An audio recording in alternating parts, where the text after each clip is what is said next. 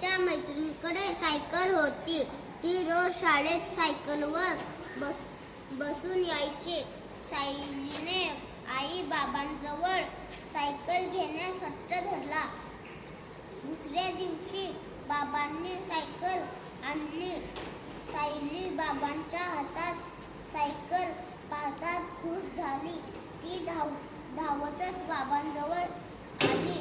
Cycle थोडी जुनीच होती. निळ्या रंगाची सीट असलेली सायकल लाल रंगाची होती. एका मोकळ्या मैदानात आई सायलीला सायकल शिकवू लागली.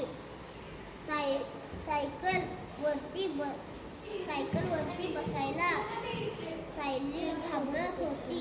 आईने सायलीला सायकलच्या सीटवर बसवले.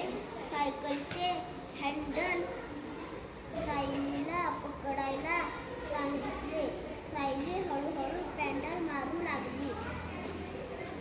सायकल थोडी पुढे गेल्यानंतर आईने हळू सायकल सोडून दिली.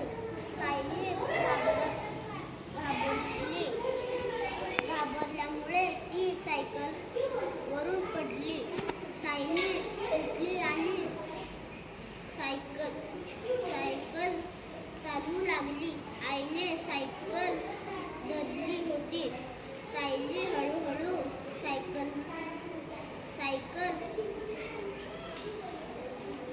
चालवत राहिली. दुसऱ्या दिवशी सकाळी दोघी पुन्हा मैदानात पोहोचल्या. आईने सायकल पाठीमागून पकडली.